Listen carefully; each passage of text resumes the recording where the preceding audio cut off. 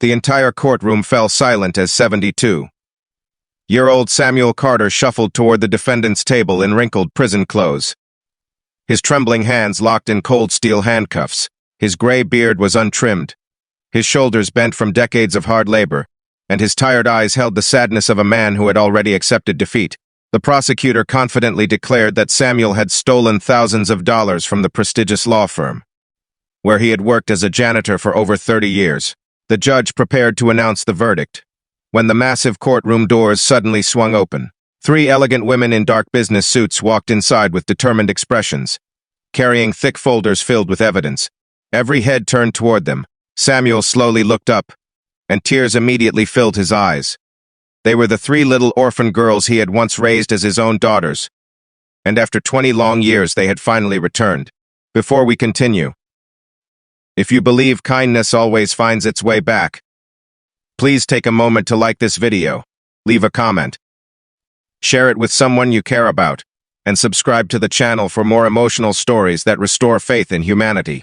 More than 20 years earlier, Samuel Carter was simply an invisible janitor living in a small apartment in Chicago, Illinois. His wife, Grace, had passed away after battling cancer, leaving him completely alone. They had dreamed of having children, but life had never blessed them with a family.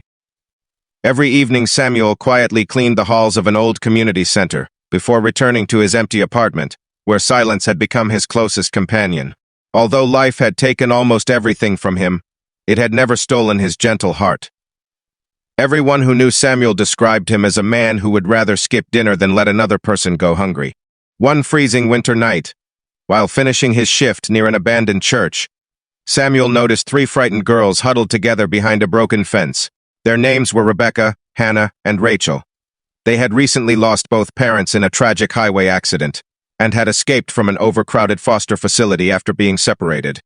They were terrified that they would never see each other again. Samuel could not walk away.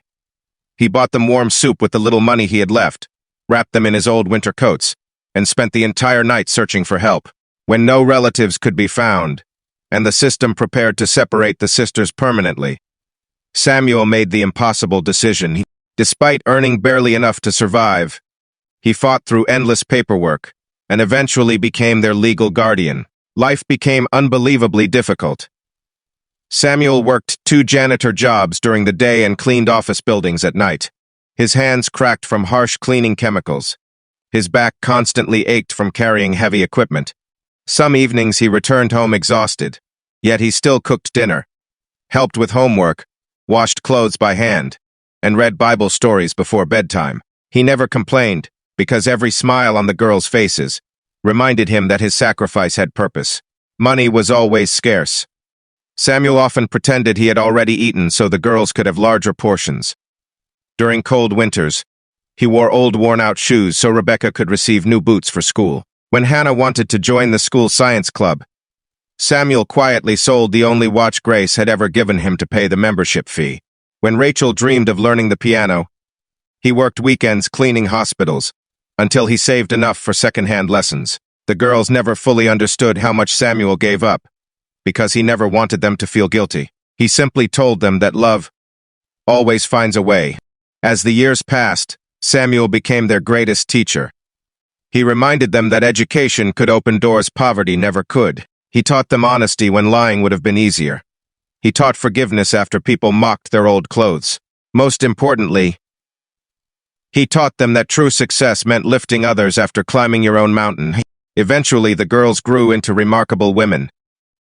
Rebecca earned scholarships and became a respected attorney in New York. Hannah studied accounting and later became one of the nation's leading forensic financial investigators. Rachel attended medical school and became a successful trauma surgeon.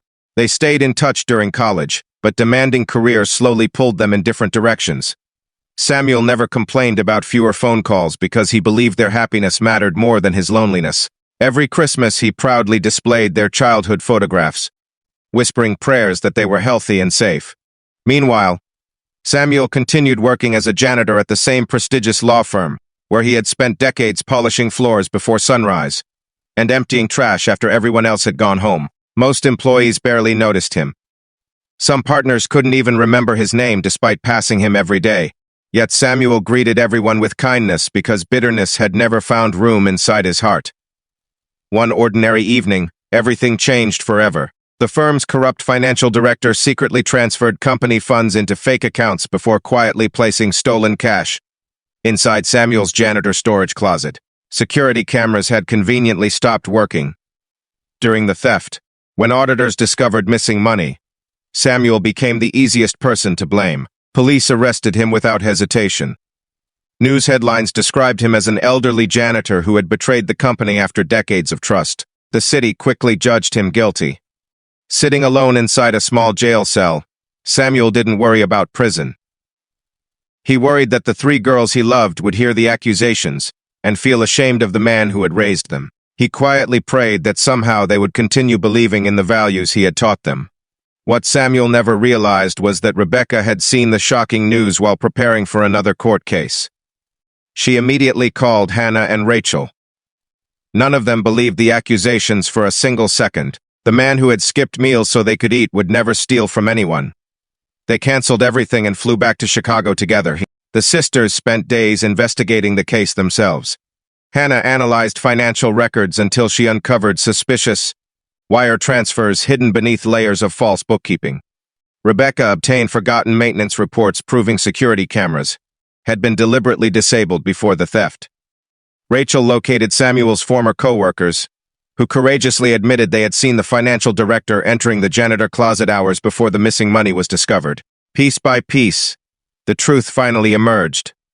That truth arrived in court on the morning Samuel expected to lose everything. Rebecca stood before the judge with calm confidence, while presenting overwhelming evidence exposing years of corporate fraud. Hannah carefully explained every hidden transaction, leaving the courtroom speechless as millions of dollars were traced directly to the real criminal. Rachel emotionally described the sacrifices Samuel had made raising 3 orphan girls who now served their communities. Because one poor janitor had chosen compassion over comfort, the courtroom atmosphere completely changed. Jurors wiped away tears. Reporters lowered their cameras. Even the judge struggled to hide his emotions after learning the extraordinary story behind the elderly man sitting quietly in handcuffs. Minutes later, the judge officially declared Samuel Carter completely innocent. The corrupt executive was immediately arrested inside the courtroom. Samuel's handcuffs were finally removed. For several long seconds, he simply stared at his trembling hands before looking toward the 3 women standing together. They rushed across the courtroom and embraced the man who had once carried them through the darkest chapter of their lives. There were no words powerful enough to describe that moment. Tears flowed freely throughout the room, because everyone understood they were witnessing love coming full circle. Outside the courthouse, reporters expected Rebecca to speak about winning another high-profile legal battle. Instead, she pointed toward Samuel and quietly explained that every success she, Hannah, and Rachel had ever achieved belonged first to the janitor, who believed in 3 frightened little girls when nobody else would. She said degrees, careers, and awards meant nothing without the man who had first taught them compassion. The story quickly spread across the country. Thousands of people wrote letters thanking Samuel for reminding them that greatness is measured by lives changed, not money earned. Donations poured in, allowing Samuel to retire comfortably at last.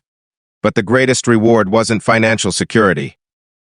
It was finally spending peaceful evenings surrounded by the daughters he had chosen with his heart rather than by blood. Years later, Samuel often sat on the porch of Rebecca's home, watching his grandchildren play in the yard. Every laugh reminded him that one simple act of kindness decades earlier had created an entire generation of hope. He realized that love never disappears. Sometimes it quietly travels through time until the day it returns exactly when it is needed most. If this story touched your heart, please like this video, share it with your family and friends, and subscribe to the channel so more people can experience stories that remind us kindness still exists in this world. Before this story ends, tell us in the comments, if you were one of those 3 orphan girls, would you have returned to save the man who raised you?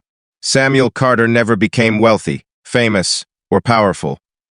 Yet in the end, he discovered something far greater. The greatest investment anyone can ever make is in another human being, because genuine love always finds its way home. And sometimes, The people you save with nothing but compassion become the very people who save you when the whole world has turned against you.